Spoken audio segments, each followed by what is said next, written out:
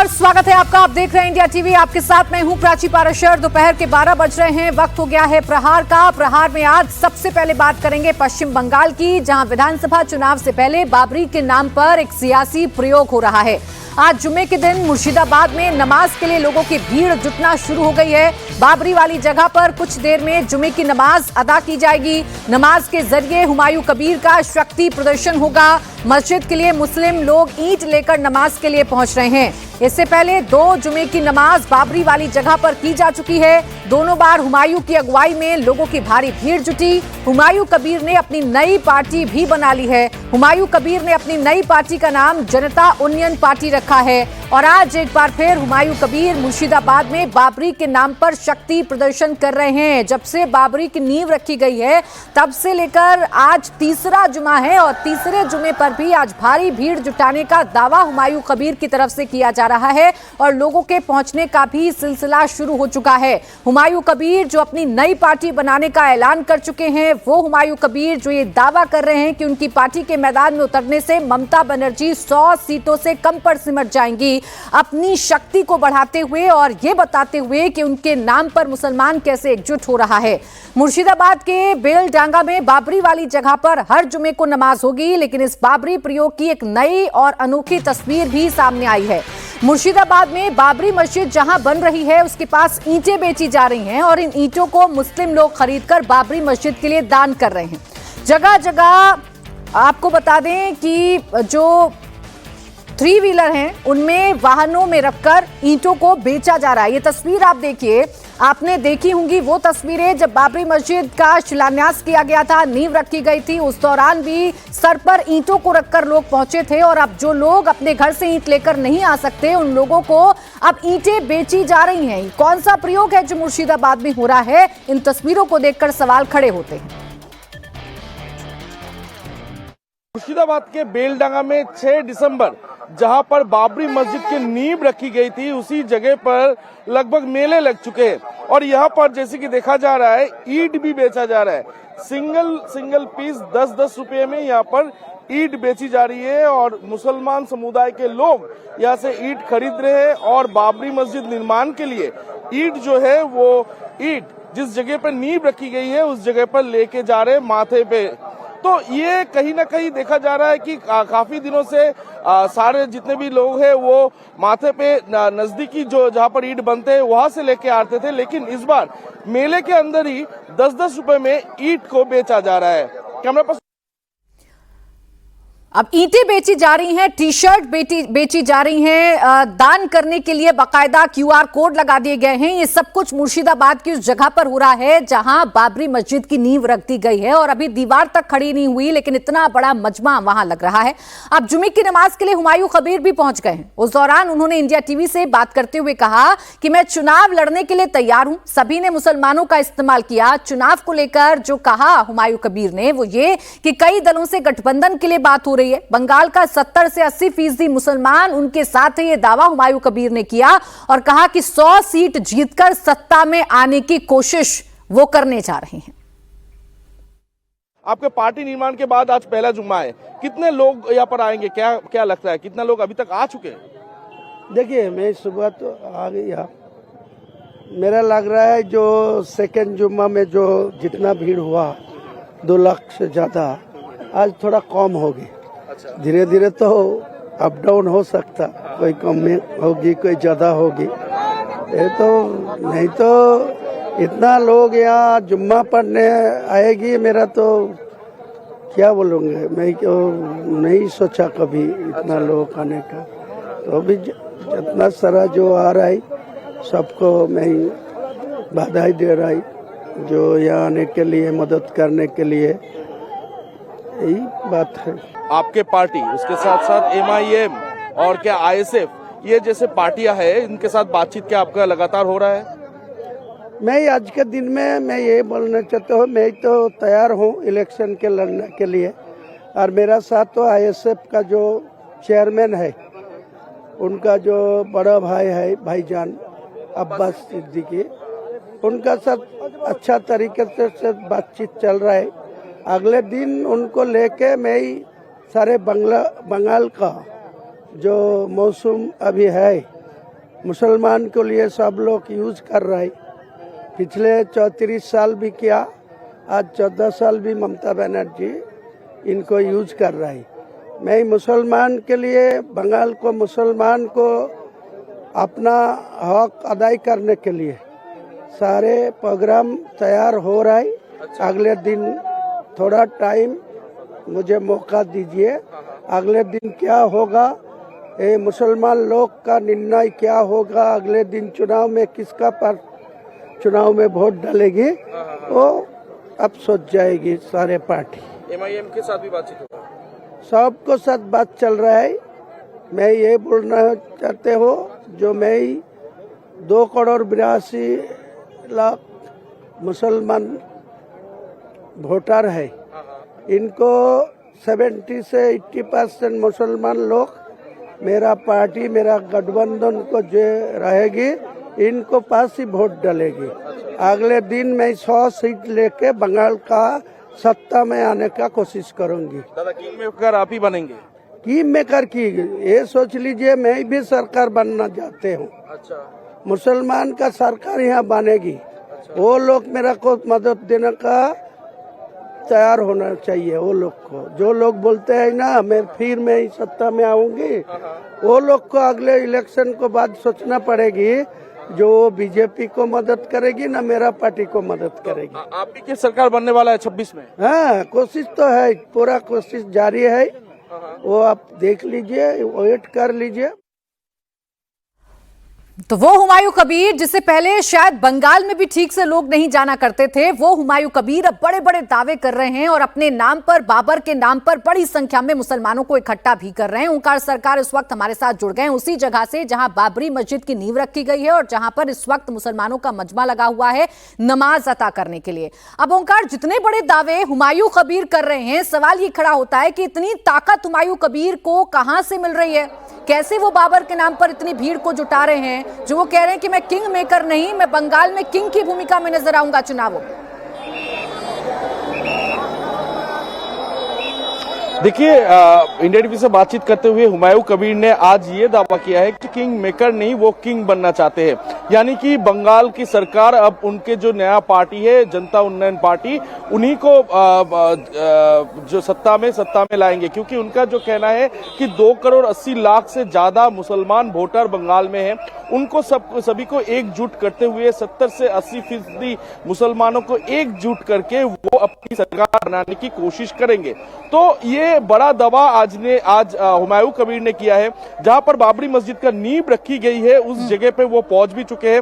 उस जगह का थोड़ा सा दिखाने की कोशिश करूंगा, क्योंकि यहाँ पर लाखों मुसलमान समुदाय के लोग इस वक्त पहुंच चुके हैं और ये तीसरा जुम्मा है जब यहाँ पर नमाज पढ़ी जा रही है। नमाज अदा करने के लिए सभी तैयारी भी यहाँ पर हो चुकी है। कुछ देर पहले पहुंच चुके हैं। तो जैसे विजुअल देखने को मिल रहा है कि ठीक है ओंकार, हम तस्वीरें देख पा रहे हैं। जो तस्वीरें आप दिखा रहे हैं उसमें देखकर ही समझ में आ रहा है कि इस बाबर के नाम पर एक बड़ा प्रयोग है जो हुमायूं कबीर कर रहे हैं। अब लोग अगर ईंटें लेकर अपने घर से आ रहे हैं और जो लोग ईंटें लेकर नहीं आ पा रहे, वो अगर 10-10 रुपए में ईंट खरीद रहे हैं और वो फिर बाबरी मस्जिद निर्माण में लगाना चाह रहे हैं, तो समझा जा सकता है कि एक बड़ा सेंटिमेंट है जिसे हुमायूं कबीर ने हिट किया है। और इसी सेंटिमेंट के दम पर हुमायूं कबीर ये दावा कर रहे हैं कि वो बंगाल में किंग मेकर नहीं, किंग की भूमिका में नजर आएंगे। अब कितनी बड़ी भूमिका हुमायूं कबीर की रहेगी, कितना नुकसान ये ममता बनर्जी को पहुंचाएंगे, ये तो आने वाला वक्त ही बताएगा। एक तरफ बंगाल में चुनाव से पहले बाबरी पर सियासत गर्म है, तो दूसरी तरफ यूपी में सोशल मीडिया पर नफरत फैलाने का सनसनीखेज मामला सामने आया। बागपत के खेकड़ा कोतवाली इलाके में रहने वाले रेहान नाम के युवक ने इंस्टाग्राम पर एक भड़काऊ वीडियो शेयर किया। वीडियो में वो बांग्लादेश में दीपू दास की हत्या का जिक्र करते हुए उसका वीडियो दिखा रहा है। इस दौरान वो खुलेआम धमकी देता हुआ नजर आ रहा है। युवक वीडियो में कहता है कि नबी की शान में गुस्ताखी करने वालों का यही अंजाम होता है और जिंदा जला दिया जाता है। साथ ही वो लोगों को संभल जाने की भी चेतावनी दे रहा है, संभल जाने की चेतावनी दे रहा है। वीडियो के वायरल होते ही इलाके में सनसनी फैल गई और लोगों में नाराजगी देखी गई। मामले की जानकारी मिलते ही पुलिस हरकत में आ गई। बागपत पुलिस ने युवक रेहान को गिरफ्तार कर लिया है। पुलिस अब रेहान के सोशल मीडिया अकाउंट को भी खंगाल रही है। पहले जो वीडियो देखो उसके बाद बात करेंगे भाई। तो भाई सारे भाइयों ने वीडियो देख ली होगी भाई ये बंदा है भाई हमारे नबी की शान में गुस्ताखी कर रहा था भाई। देख लो इसका क्या हाल हुआ भाई, जिंदा जला दिया भाई इसको। भाई मैं समझा रहा हूँ हमारे नबी की शान में गुस्ताखी मत करो भाई, वरना तुम्हारा भी यही हाल हो। पहले जो वीडियो देखो उसके बाद बात करेंगे भाई। तो भाई सारे भाइयों ने वीडियो देख ली होगी भाई। हालांकि इस शख्स को यूपी में पुलिस ने सबक भी सिखा लिया है, इसको गिरफ्तार कर लिया है, लेकिन सवाल यह है कि आखिरकार ये जो जहरीली सोच है वो बांग्लादेश वाली सोच इस युवक के दिमाग में कौन डाल रहा है। बात अब लखनऊ की करें, जहां बीजेपी के ब्राह्मण विधायकों की मीटिंग से अब पार्टी खफा हो गई है। यूपी के नवनिर्वाचित प्रदेश अध्यक्ष पंकज चौधरी ने विधायकों की क्लास लगा दी है। पंकज चौधरी ने ब्राह्मण कुटुंब बनाने और मीटिंग में शामिल सभी ब्राह्मण विधायकों की क्लास लगाई। पंकज चौधरी ने कहा किसी तरह की नकारात्मक राजनीति का शिकार न बने। उन्होंने विधायकों को वार्निंग दी है कि दोबारा ऐसी मीटिंग अनुशासनहीनता मानी जाएगी, क्योंकि ऐसे आयोजन पार्टी के संविधान आदर्शों के अनुकूल नहीं होते। पंकज चौधरी ने कहा है कि बीजेपी सिद्धांतों और आदर्शों वाली पार्टी है। बीजेपी और उसके कार्यकर्ता परिवार या वर्ग विशेष को लेकर राजनीति करने में विश्वास नहीं करते। चेतावनी देते हुए पंकज चौधरी ने कहा है कि भविष्य में अगर बीजेपी के किसी जनप्रतिनिधि ने इस तरह का आयोजन किया तो इसे अनुशासनहीनता माना जाएगा। पंकज चौधरी ने बीजेपी विधायकों को सलाह के साथ चेतावनी दी, हालांकि उन्होंने किसी का नाम नहीं लिया है। आपको जानकारी दे दें कि 23 दिसंबर को विधानमंडल के शीतकालीन सत्र के बीच कुशीनगर से बीजेपी विधायक पीएन पाठक के लखनऊ आवास पर एक बैठक हुई थी। इसमें पूर्वांचल और बुंदेलखंड के 45 से 50 ब्राह्मण विधायक शामिल हुए। बैठक में अन्य पार्टियों के भी ब्राह्मण विधायक पहुंचे थे। इस मीटिंग को लेकर पीएन पाठक ने इंडिया टीवी को बताया था कि ये कोई राजनीतिक बैठक नहीं, सिर्फ सहभोज था। लेकिन इसी बैठक की चर्चा विपक्ष ने कर दी। इस पर अखिलेश यादव ने भी चुटकी ले ली और अब यही बैठक नाराजगी की वजह बन गई है। जो नवनिर्वाचित अध्यक्ष हैं यूपी बीजेपी के पंकज चौधरी, बताया जा रहा है कि वो इस बैठक से काफी नाराज हो गए हैं और उन्होंने चेतावनी जारी कर दी है और ये साफ कर दिया है कि अगर इस तरीके की बैठक दोबारा प्रदेश में होती है, सूबे में होती है, तो साफ तौर पर अनुशासनहीनता माना जाएगा। यानी वो बैठक जिसे महज एक सामान्य बैठक बताया जा रहा था, वो बैठक जिसमें सिर्फ ब्राह्मणों के साथ एक चर्चा की बात कही जा रही थी, उस बैठक के मायने जरूर होंगे। इसलिए पंकज चौधरी भी नाराज हुए हैं। उनको भी समझ में आ रहा होगा कि ये बीजेपी अगर ब्राह्मणों की बैठक हो रही है तो ऐसा ना हो कि यहां से कोई नया मोर्चा खुल जाए, ऐसा ना हो पार्टी के लिए मुश्किल हो जाए। और जिस बात को विपक्ष हवा दे रहा है कि बीजेपी से ब्राह्मण नाराज चल रहे हैं, उसको लेकर कहीं ऐसा ना हो कि एक बड़ा नैरेटिव खड़ा हो जाए, इसलिए इसे डैमेज कंट्रोल करने की कोशिश की गई। और पंकज चौधरी सामने आ गए, जो बीजेपी के प्रदेश अध्यक्ष हैं। उन्होंने सीधे तौर पर एक चेतावनी जारी कर दी है और यह कह दिया है कि अगर आगे ऐसी कोई बैठक होती है, कुटुंब बनाने की कोशिश की जाती है, तो इसे सीधे तौर पर अनुशासनहीनता माना जाएगा। हालांकि आपको यह भी जानकारी दे दें कि सिर्फ ब्राह्मण नहीं, इससे पहले जो क्षत्रिय कुटुंब है वो बनाने की कोशिश की गई थी। ठाकुर विधायकों का भी जमावड़ा एक जगह लग चुका है। वैसे तो लखनऊ तहजीब के लिए जाना जाता है, लेकिन कल प्रधानमंत्री मोदी के प्रोग्राम के बाद जो कुछ हुआ वो शर्मनाक हुआ। प्रधानमंत्री ने कल राष्ट्रीय प्रेरणा स्थल का उद्घाटन किया और इस प्रोग्राम के बाद प्रेरणा स्थल से गमले चोरी करने का एक वीडियो सामने आ गया। ये तस्वीर आप देखिए। एक कार्यक्रम हुआ जिसमें प्रधानमंत्री शामिल हुए, जहां नेताओं की मूर्ति का अनावरण किया गया और इसके बाद जो गमले लगाए गए थे, एक एक करके लोगों ने उसे चोरी करना शुरू कर दिया। कार्यक्रम के बाद कुछ लोग ग्रीन कॉरिडोर से फ्लावर पॉट चुराते नजर आए, बाइक और स्कूटी में रखकर गमले को ले जाते दिखे।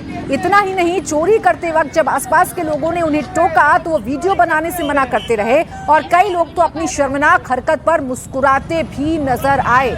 राष्ट्रीय प्रेरणा स्थल, कल अटल बिहारी वाजपेयी जी की जयंती के मौके पर इसका उद्घाटन प्रधानमंत्री ने किया था और उसके उद्घाटन के तुरंत बाद देखिए किस तरीके के हालात करते हुए वीडियो का बना रहे हैं। यहाँ से क्यों ले जा रहे हो आप लोग? ये देखिए चोरी करते हुए वीडियो, कितनी शानदार सजावट, सारे गमले लेके जा रहे हैं। ये देखिए लूट मची हुई है, लूट। बहुत बढ़िया भाई, बहुत बढ़िया। चोरी करते हुए बृहस्पतिवार को प्रधानमंत्री नरेंद्र मोदी लखनऊ पहुंचे, प्रेरणा स्थल का उद्घाटन किया।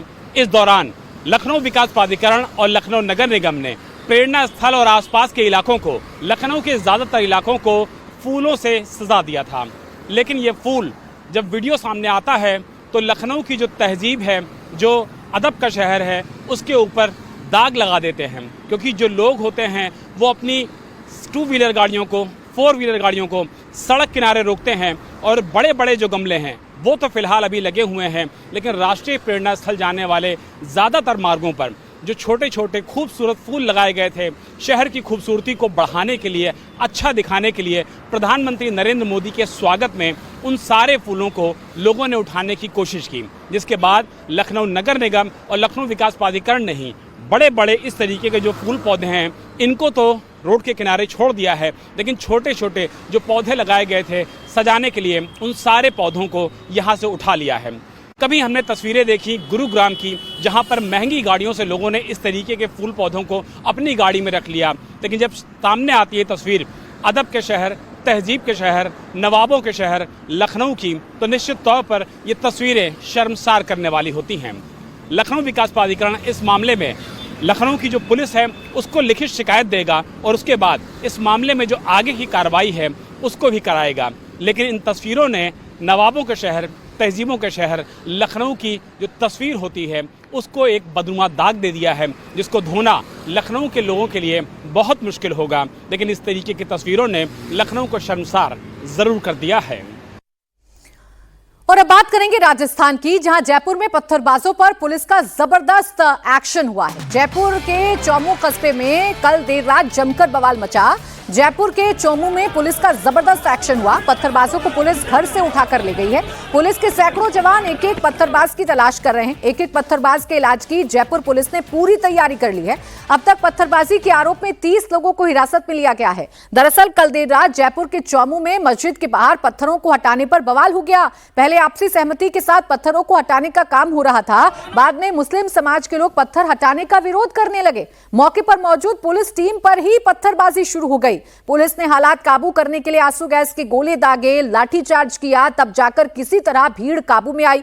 इलाके में तनाव को देखते हुए 24 घंटे के लिए चौमू में इंटरनेट सेवा को भी बंद कर दिया गया है। मस्जिद के आसपास भारी संख्या में पुलिस बल को तैनात किया गया है। सीसीटीवी की मदद से आरोपियों की तलाश की जा रही है। देखिए, ये जो पत्थरबाज हैं वो गिरफ्तार हुए।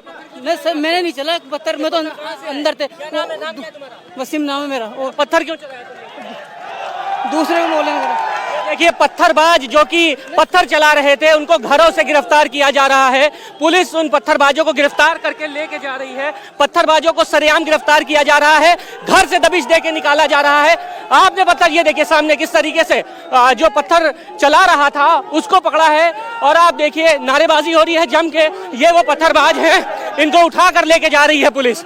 सबसे पहले पुलिस फ्लैग मार्च किया, घर पर दबिश दी, और घर पर दबिश देने के बाद ये पत्थरबाज कैमरे में आपके सामने कैद हो चुका है। क्या ये पत्थर चला रहा था? क्या ये पत्थर चला रहा था? गाड़ी लो, गाड़ी लो, गाड़ी लो, ये गाड़ी लो। क्या ये पत्थर चला रहा था? क्या नाम है तुम्हारा? ये पत्थरबाज है जो चौमू में जब रात को पुलिस कर्मियों के ऊपर पथराव हो रहा था उस वक्त यही लोग पत्थर चला रहे थे, और उसके बाद जैसे ही पुलिस यहाँ पर गई, घर पर दबिश दी, तो 2 पत्थरबाजों को फिलहाल पुलिस ने यहाँ पर हिरासत में लिया है, और आप देखिए गाड़ी के अंदर डाला है उसको, अब यहाँ से लेकर जा रही है। ये वो जगह है यहाँ पर बगल में आप देखिए मस्जिद है, और इसी जगह पर निर्माण हो रहा था, और उसके बाद यहाँ पर हंगामा शुरू हुआ, पत्थरबाजी शुरू हुई। तो जो लोग कल तक पुलिस को निशाना बना रहे थे, पुलिस पर पत्थर बरसा रहे थे, आज वो लोग पुलिस की गिरफ्त में हैं और पुलिस उन्हें गाड़ियों में डालकर अब पुलिस थाने पहुंचा रही है। पुलिस जयपुर में जो है फ्लैग मार्च भी कर रही है। एक एक पत्थरबाज की तलाश की जा रही है। सीसीटीवी की मदद से पुलिस ने पत्थरबाजों के चेहरे पहचान लिए हैं। पुलिस का कहना है कि एक भी पत्थरबाज को बख्शा नहीं जाएगा। चौमू में विवादित जगह पर स्ट्रक्चर तैयार किया जा रहा था, और उसके बाद देर रात को जब पुलिस उस पूरे जगह में पत्थरों को हटाने के लिए गई तब पथराव शुरू हो गया, पुलिसकर्मी घायल हो गया, और अब जिन पत्थरबाजों ने पत्थर चलाया उनको पकड़ने के लिए फ्लैग मार्च किया जा रहा है पूरे इलाके में। एडिशनल कमिश्नर राहुल प्रकाश जी हमारे साथ हैं। सर, बड़ा यहाँ पर पहले तो आप लोग सब मस्जिद के पास से हटा रहे थे स्ट्रक्चर, और उसके बाद पत्थरबाजी शुरू हो गई, क्या था पूरा मामला? पूरा मामला तो अभी हम लोग देख रहे हैं, विश्लेषण कर रहे हैं कि एक्चुअल में घटनाक्रम किस तरीके से आगे बढ़ा, और विश्लेषण के बाद ही बताने की स्थिति बनेगी। अभी फ्लैग मार्च किया जा रहा है दलबल के साथ, क्या उन लोगों को गिरफ्तार किया जाएगा जिन्होंने पत्थर चलाए, उनकी कुछ पहचान हुई? कुछ नाम आए हैं हमारे पास और कुछ लोगों को डिटेन भी किया गया है, उनसे पूछताछ चल रही है। तो जिन लोगों ने भी कल उपद्रव किया है उनके खिलाफ सख्त कार्रवाई की जाएगी। देखा स्पॉट पे पत्थर तो पड़े ही हैं, शीशे बोतलें सब पड़ी हुई हैं, क्या सुनियोजित साजिश थी या पहले से तैयारी थी पत्थर चलाने की? ऊपर छतों पर जो हम लोगों ने ड्रोन से सर्वे किया उसमें पत्थर और बोतल इत्यादि पड़े हुए दिखाई दिए हैं। तो ऐसा लग रहा है कि कहीं ना कहीं इस तरह की चीज़ें पहले से छत के ऊपर रखी हुई थी। अभी स्थिति क्या है, कोई कर्फ्यू या कुछ ऐसा धारा 164 लगाने की कोई तैयारी? नहीं, अभी तो पूरी तरीके से पुलिस जो है उसके नियंत्रण में स्थिति है और अब केवल अपराधियों की गिरफ्तारी की बात है, वो हम लोग करेंगे, बहुत जल्द करेंगे। अपराधियों की गिरफ्तारी की तैयारी हो रही है और आप देखिए एसटीएफ के साथ भारी पुलिस बल यहाँ पर तैनात किया गया है, पूरे इलाके में फ्लैग मार्च किया जा रहा है। और ख़ास बात यह है कि जिस जगह पथराव हुआ है उस जगह यानी वो पठानों का मोहल्ला है और आप देखिए यहाँ पर कितना बड़ा पुलिस बल यहाँ पर तैनात किया गया है। लगभग 500 से ज़्यादा पुलिसकर्मी यहाँ पर तैनात हैं, एसटीएफ की फोर्स यहाँ पर तैनात है और ये वही जगह है जहाँ पर पथराव हुआ था।